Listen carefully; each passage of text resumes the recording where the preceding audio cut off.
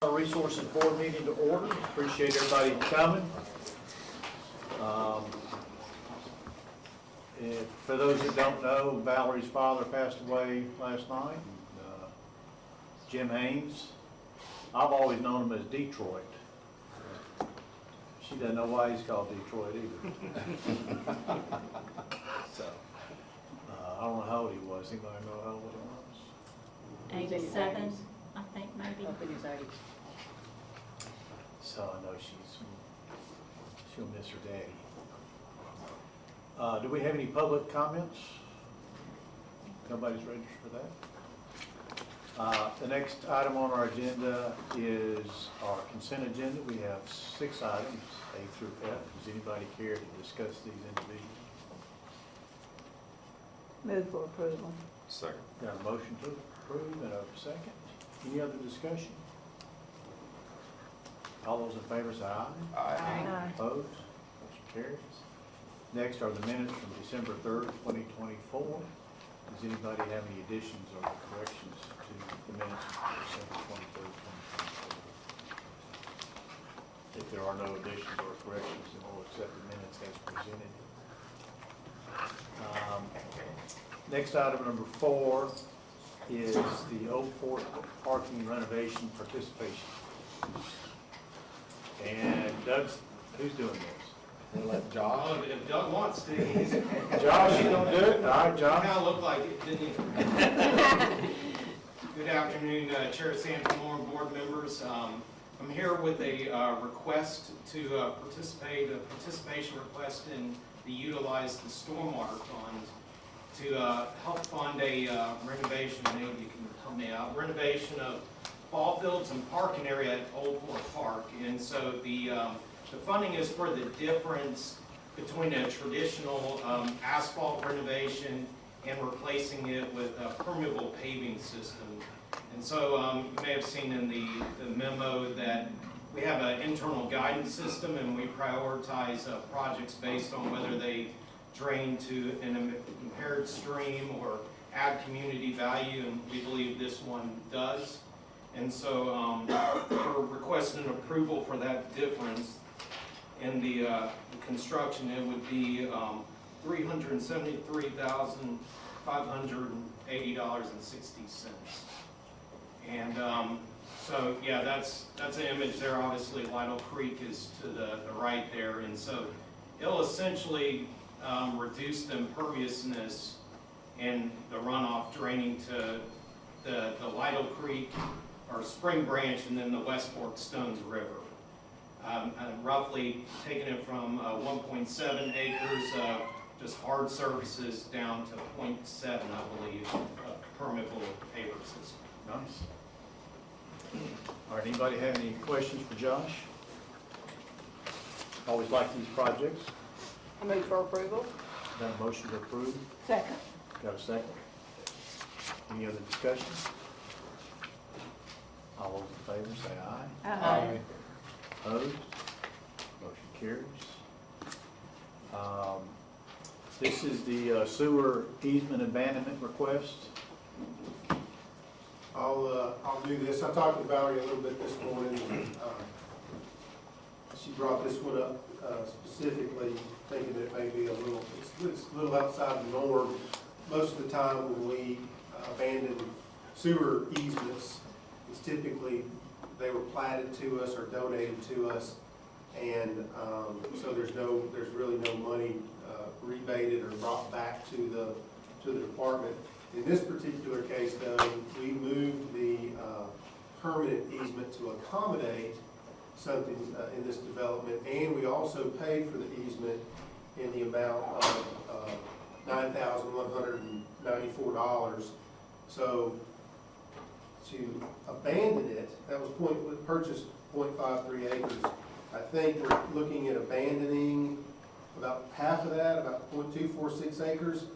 And so per Valerie, she felt like that we should get that same per square foot price back rebated to us. So we could abandon it if the developer paid us back or paid the department back $4,268. So that's her recommendation, is to recoup roughly half of what was expended. to abandon this easement. Sounds fair. I move for approval. Second. Got a motion and a second. Any other discussion? All those in favor say aye. Aye. Opposed? Motion carries. Next on our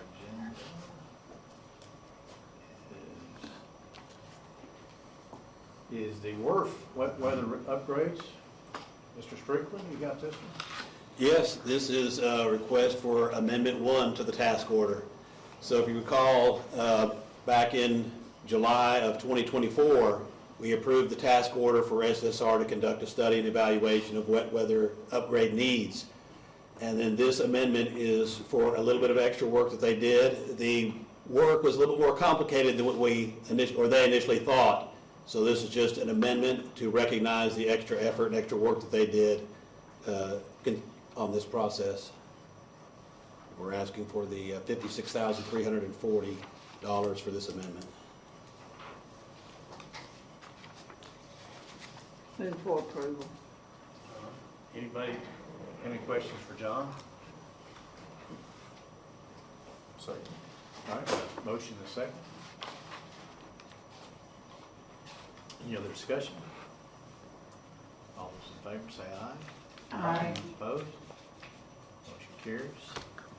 Next item is the WRF wet weather upgrades. Mr. Strickland?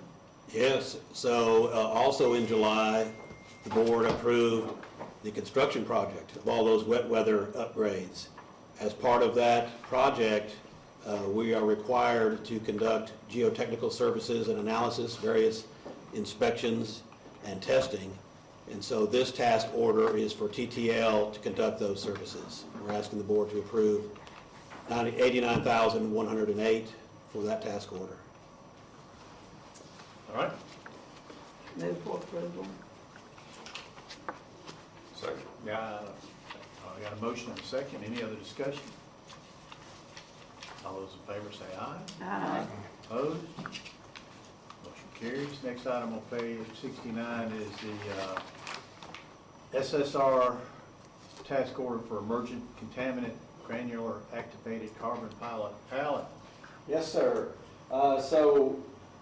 SSR is, if approved, is planning to conduct a pilot for future replacement of our GAC.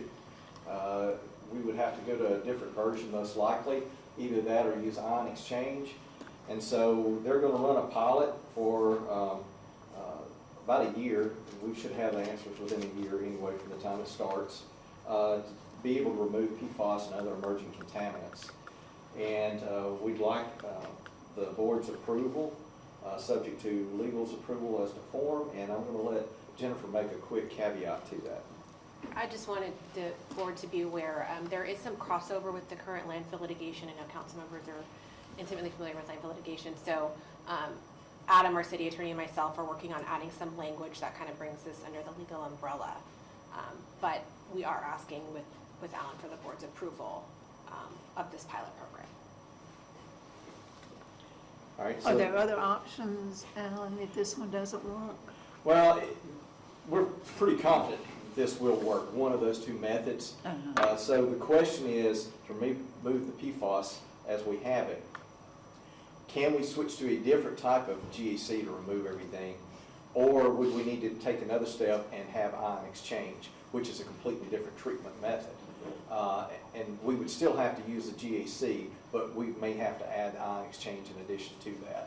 So we feel those are the two primary methods to remove PFAS from water. And the good thing is, either way, both of those remove other contaminants, and we anticipate, at least for what we're seeing right now, emerging contaminants coming down the road, it will address those as well. So that's, when the GAC was originally put in, we looked at pharmaceuticals, personal care products. That was down the road, and it finally has come, and we're already past that now, and now we're looking at PFAS. So we've been able to address those, by looking in the future as far as possible, unless they throw us a curveball with EPA. But right now, I think this is going to be what we need. So with that, the cost for conducting the pilot is $235,541. That does include contingencies, should they arise. And then SSR will be working directly with the laboratory analysis and the carbon media suppliers. So we will not be doing that. The only thing that the city would be doing would we be getting the pilot itself, the little stand with different columns in it that we run the test through. Well, thank you for starting it now. That we've got into 2029. Yes, ma'am, thank you. Yeah, we try to look down the road as much as possible. Yes, sir. And, right now, this looks like the biggest thing that we've got a target to try to get rid of. So you think that both Ion Exchange and the other one will address the future? We're hoping the GAC by itself, so there's different kinds of GAC, granular activated carbon. So the question is, if we change the type that we're using, which, getting into technical, we're using like an 820, and there's a 300 and a 400. Well, the 300 is thought to be the best, but it has a different size coefficient, a bunch of other stuff. And so we got to find out, will that work and not cause us to lose other things that we're doing? Because right now, we get almost zero taste and odor complaints, and we want to keep it that way. And so we don't want to sacrifice a bunch of things just to solve one problem. So it may mean we may have to go to Ion Exchange, which would be in addition to that GAC. Yes, sir. I move for approval. Got a motion? Second. Got a second? Any other discussion? All those in favor say aye. Aye. Opposed? Motion carries. Let me see here. Pardon me.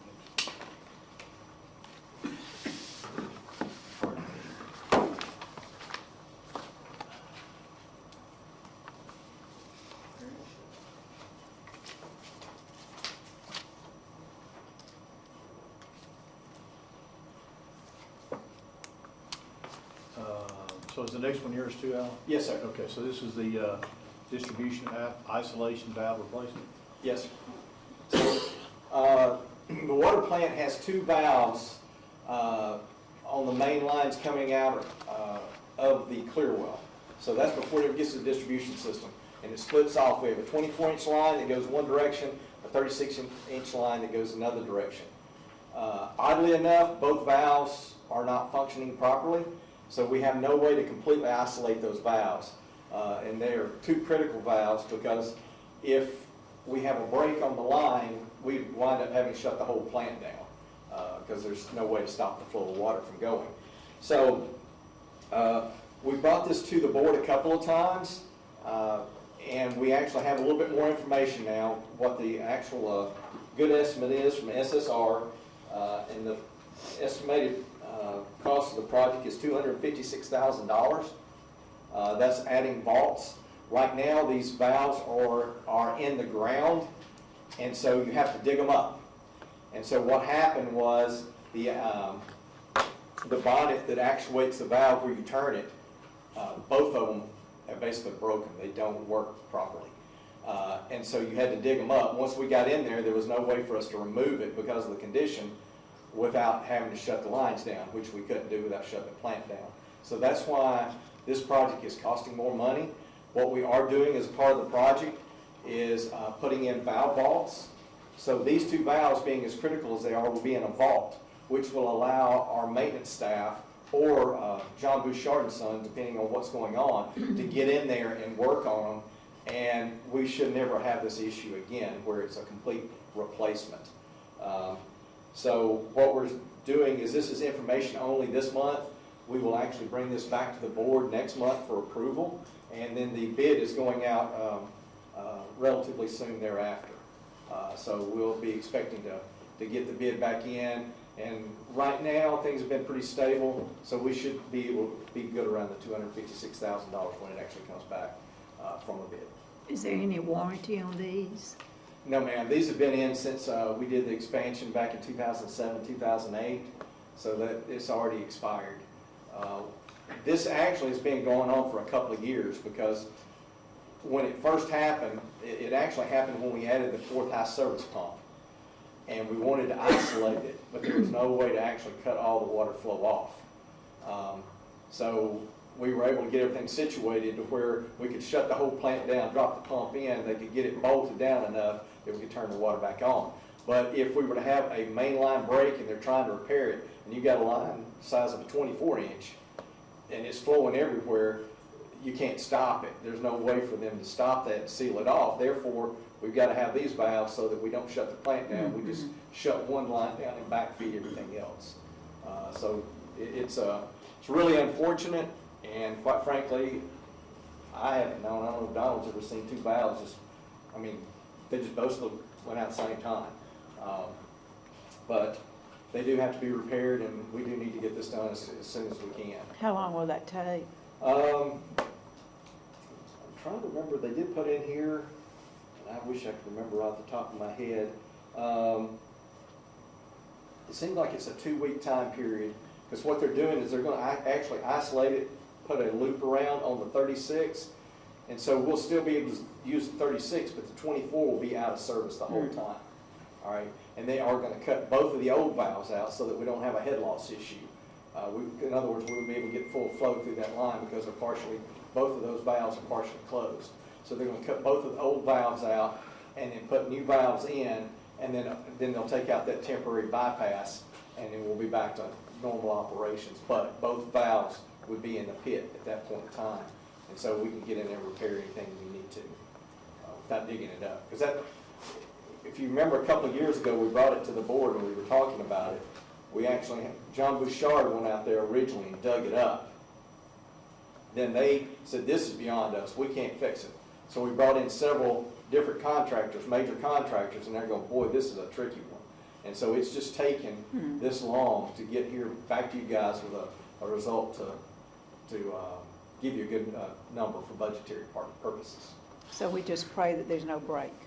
Yes, ma'am. Yeah, and we have been for about 2 years now. That's it. Move for approval. All right, got a motion? It's just information only.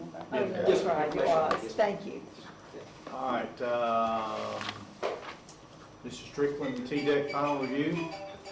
Yes, as you know, we've been working on a model in relation to an expanded permit. This is the big enchilada. I thought we would have bells and whistles when we opened this. We needed cake for this. Really, we did. So a major milestone is the approval of the model. So TDEC conducted their final approval of the model. The letter from TDEC, specifically Dennis Borders, is in the agenda. Want to kind of let it speak for itself, because they did have a reminder in there, this letter does not constitute a permitting decision. But one thing I like about it is they're kind of talking past the sale. They're talking about contingencies, what they're recommending for the permit, and their ultimate conclusion, they accept the model. And this is a big deal, and it's actually going to end up setting the standard for the state, because I don't know if I told you, Darren, I talked to one of the permit writers that I just happened to meet her at a conference or at expo, and she said that now they're looking for models every time they write a permit. And it's got to be a good one, AKA a Murfreesboro style. So this is going to actually set the tone for the whole state, but they have accepted the model, and like I said, that's a big milestone in and of itself, but they're talking past the sale. They're now telling us we're looking forward to the post-construction model, post-construction in-stream monitoring. So they're already talking not only past the permit, but past the construction of the new plant. So that's all very encouraging. And then, this is an effort that Darren has led for years and years, so I'm sure he probably wants to I tell us. got a little emotional when I read the letter, to be honest with you, because it's been such a long. We started this in 2017, right after we expanded the plant to its current capacity, and we said we need to start now on the next expansion. So it's been almost 8 years that we've done this, and I think what you're hearing John say and what you're hearing these modelers and these permit writers say is we've changed the paradigm. It used to be that the stream was clean and the effluent from the plant was dirty, and we were putting the dirty water into the clean water. And what we've demonstrated, I believe, here recently in this model is the more water we put into the stream, the healthier the stream is. We're putting in cleaner water than what's currently there. And so that is not something that they obviously it took us, it was an 8-year, and I'm gonna call it, it was a hard-fought battle. There were battles, there were hurt feelings. I got kicked out of a meeting up at TDEC one time over somebody's perceived, told me to step outside. Which that was a different thing in the 80s in Smyrna. Step outside in the 80s. But anyway, so this is really, I've heard it, the modeler was with Hazen out of Cincinnati, Ohio, probably one of just a handful of people that could have pulled this off. And I think TDEC has said it was the best model that they've ever seen come through their doors. And it made I think we've converted some people. I think some people have been converted over this religion, no one call it religious experience, this experience, right? So I just think it says, it really, to me, sets the stage for never end. I mean, if we're really putting cleaner water into the river, maybe we keep going. Maybe the Sinking Creek plant gets the next expansion, the next expansion, the next expansion. And it could just set us up for I really do think it's a waterfall moment. So I'm really Job well done, everybody. Yeah, congratulations. This is great news. So don't drop the ball from here. Oh, and another thing about the PFAS, we did just get word that they were about to release PFAS limits on effluent from water resource recovery plants. That has been suspended. So we don't have to deal with PFAS coming out of our effluent now for several, a few years anyway. Good. That ties to a lot of what we're dealing with, and again, nothing on public safety or health at this point, but there is PFAS in wastewater too, not just water, drinking water. So deal with that when it comes later. All righty. Well, that takes us to the dashboard. Does anybody have anything on the dashboard you want to talk to? I'll just say that for mid-year through 6 months, we're a little bit over budget on revenues, and as usual, we're under budget on expenses. Operating wise, we're already a little under 3/4 of the way to our annual budget for that. So and that's pretty much the trend, but we're a little over on revenues. Looking good. While we got you here, Darren, are they gonna work on this, opening the creek, Broad and Church? Yes, we got word this morning, I don't know if you saw the headlines, but all the federal funding is frozen right now. But yeah, I don't know if y'all saw that, but we did get our ARPA, they got the ARPA money for the Town Creek. It did bid, yes, it did bid. They are working on it actively, and so, I say working on it, they're still getting easements. But you'll see some construction activity start this spring. Okay. Yeah. Well, good. It's gonna be a nice project. When it's all said and done, it'll be a real game changer downtown. How long will that take? I think it's getting the money, I believe the money, ARPA money has to be spent by the end of 26. Yeah. So it's gotta get done before the end of 26. 2 You're years. gonna lose that money. All right. Anything else? We have moved into the new building at 316 Robert Road, so I don't know if Valerie, it was up to her as to whether we'll have our board meeting there next month in February or March, and I'm not sure if she's decided that yet, or, so y'all just watch emails, and Yeah. I'm sure we'll have an open house at some point also in the not too distant future to have y'all over and take a walk through. Are you enjoying it? Yeah, it's nice. Good, It's nice. It was a relatively painless move. good. Went well, had good movers, and they took care of stuff. We had some IT hiccups, which are expected, but they worked hard, and as of like the middle of last week, I think those are probably over 90% all good. And City IT's had staff there on site every day since we moved in to deal with these little things where you have a printer one day, and the next day it's not there for some reason. Yeah. Okay. So they're very helpful. It's got a nice pavilion outside. Yes. Kind of overlooks the golf course too, so there's a, Nice. pretty nice. All right, if there's nothing else to be brought, if you haven't done your form yet, Michelle's got the forms for you. I know I've already got mine in, I don't know. Yeah, the ink is still wet.